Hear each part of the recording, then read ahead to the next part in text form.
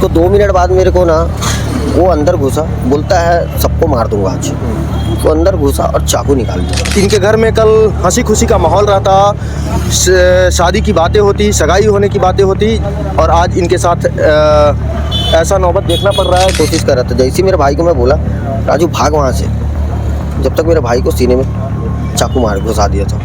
अच्छा। फिर उसके बाद ब्लड व्लड निकला, जब तक फिर संदेश को तो मार ही दिया था सबसे पहले, तो उसको भी मारा चाकू पेट में। आपके भाई के दोस्त को? हाँ, मेरे भाई के दोस्त को, उसको भी मारा चाकू, वो भी आईसीयू में एडमिट है। अच्छा।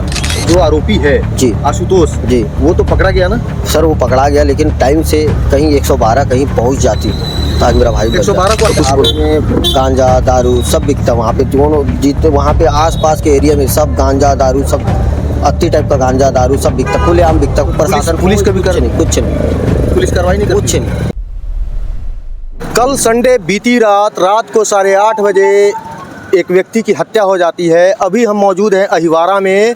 अहिवारा रेलवे फाटक के जस्ट बगल में राइट हैंड में एक बिहार ढाबा है, वहाँ पर कल रात को 8:30 बजे मोहम्मद जसीन की हत्या होती है। वो भी अहिवारा के रहने वाले हैं। अभी हम उनके घर पर आए हैं, बगल में पुलिस फोर्स है यहाँ पे, और जो हत्या करने वाला व्यक्ति है उसका कोई परिवार यहाँ नहीं बताया जाता है।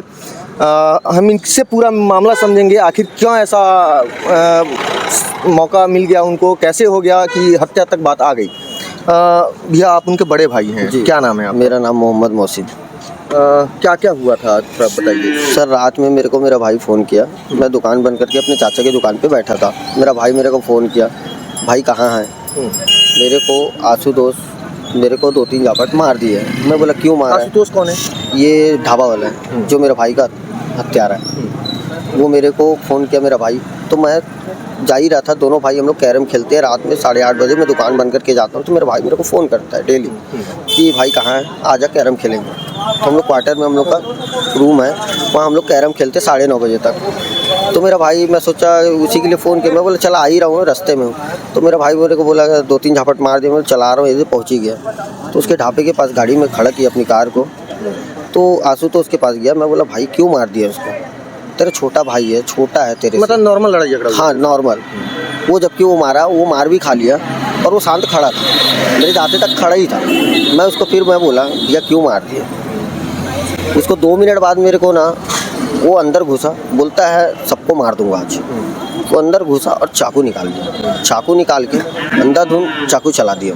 चाकू चलाया, मेरे ऊपर वार कर रहा, तो मैं वहाँ से भागा। मेरा भाई, मेरा एक दोस्त था परवीन, वो भी भागा, मैडू नाम है उसका, वो भी भागा मेरे पीछे पीछे, वो भी भागा। तो हम लोग इधर भाग गए, हम लोग को रास्ता खाली मिल गया। मेरी कार ऐसे खड़ी थी, तो कार की तरफ उन लोग थे। तो मेरा जो भाई का पार्टनर था जो संदेश गुप्ता, वो दोनों जन वहीं पे खड़े थे। तो मेरा भाई साइड में ही खड़ा था, वो भागने का कोशिश कर रहा था। जैसे ही मेरे भाई को मैं बोला राजू भाग वहाँ से, जब तक मेरे भाई को सीने में चाकू मार घुसा दिया था। अच्छा। फिर उसके बाद ब्लड व्लड निकला, जब तक फिर संदेश को तो मार ही दिया था सबसे पहले, तो उसको भी मारा चाकू पेट में। आपके भाई के दोस्त को? हाँ, मेरे भाई के दोस्त को, उसको भी मारा चाकू, वो भी आईसीयू में एडमिट है। अच्छा। ये बच नहीं पाए? ये बच नहीं पाए, इसकी समय पर इलाज नहीं हो पाया? समय पे इलाज भी नहीं हो पाया, गहरा चोट था। डॉक्टर हम लोग को बहुत गुमराह करके रखे, डॉक्टर टाइम से नहीं आया, आ रहे हैं करके 3 घंटा 4 घंटा। ऐसा कैसे हो जाएगा भैया कि मतलब ऐसे ही लड़ाई झगड़ा तो हो नहीं जाएगा, पहले भी कुछ ना कुछ रहा होगा विवाद किसी भी चीज़? कोई चीज़ का हमारा वाद विवाद उससे 1 पैसे का कुछ वो नहीं था। हमारा वो पैसा लग रहा था। अच्छा। हमारा ट्रांसपोर्ट का काम है, रेती गिट्टी का काम है। मेरे भाई का छोटा वाले का काम था, मेरा मोबाइल का शॉप है, मैं मोबाइल देखता हूँ। मेरा छोटा वाला भाई ट्रक लाइन में, उसका वो पैसा लग रहा था काफ़ी दिन से। वो माल वाल रेती ब्रोकरी करता था। हाँ, तो वो हमारे से माल वाल लिया था, तो उसका पैसा बचा हुआ था। कितने महीने से पैसा बचा हुआ था और कितने बार आप लोग जा चुके थे पैसा के लिए? सर उसके पास मैं पैसे के लिए कई बार जा चुका हूँ, कई बार गया। मतलब वो कोई कल भी यही बात हुआ, उससे हम लोग खाली नॉर्मल गया था। मेरा भाई पूछने, मेरे को फ़ोन भी किया, मेरे को बोला करके राजा मैं जाऊँ क्या भाई ऐसे करके। तो मैं बोला चले जा, एक बार पूछ ले उससे, देगा कि नहीं देगा, नहीं तो बाकी समझेंगे। सर वही लाख के आसपास था, 70-80 1 आध लाख रुपये के आसपास। उसके बाद उससे बातचीत हुई, होने के बाद हम लोग वहाँ बात हुआ। फिर उसके बाद वहाँ से मैं निकल गया। तो जैसे ही मैं वहाँ से भागे हम लोग, तो मेरा भाई जो था खून से लहूलुहान था, तो मेरा भाई को मैं पकड़ के नर्सिंग होम लेके गया। वहाँ से फिर मैं उसको स्पर्श हॉस्पिटल ले गया, वहाँ मेरे को इलाज नहीं मिल पाया। डॉक्टर आ रहे हैं करके बोलते बोलते मेरे को रात बिता दिए।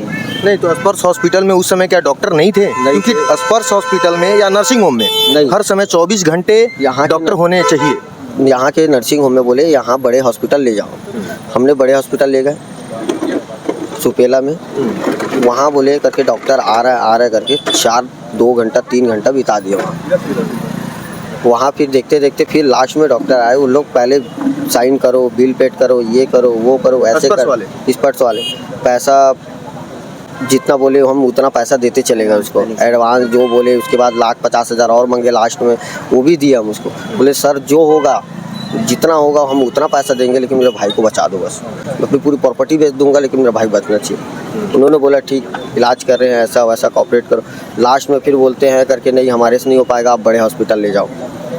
उनके पास डॉक्टर ही नहीं था। लास्ट तक हमको कितने बजे तक आप लोग हॉस्पिटल में थे वहाँ? हम लोग 2-2:30 बजे तक, तो रात में 9 बजे से लेके गए थे सर।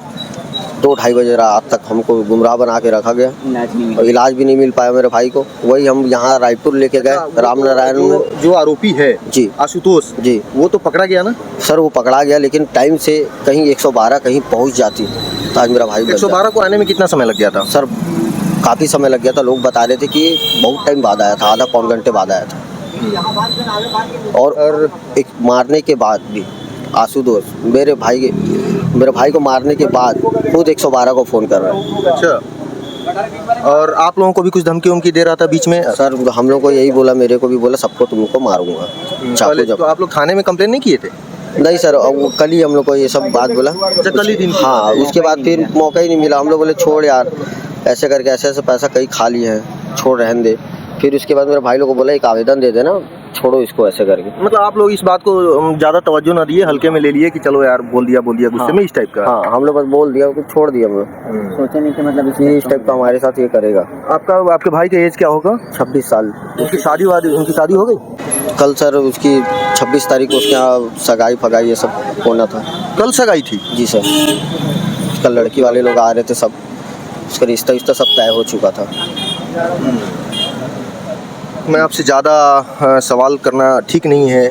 आप देख रहे होंगे यहाँ के हालात, सफ़ेद यहाँ पंडाल लगे हुए हैं और कुछ गांजा दारू सब बिकता वहाँ पे। दोनों जितने वहाँ पे आसपास के एरिया में सब गांजा दारू, सब अत्ती टाइप का गांजा दारू सब बिकता, खुलेआम बिकता। प्रशासन पुलिस का भी कुछ नहीं, पुलिस कार्रवाई नहीं, कुछ नहीं सर। यहाँ छोटे छोटे बच्चे लोग नशे में घूम रहे हैं, दारू पी रहे हैं, मिल जा रहा है कहीं भी पी ले रहे हैं। आपके कितने बच्चे हैं? सर मेरी 2 लड़की थी, एक लड़की बच्चे में ख़त्म हो गई, एक लड़की मेरी भी 3 साल 4 साल की। अभी तक पूरे वारदात के बारे में समझ गए होंगे, कैसे कैसे क्या हुआ था।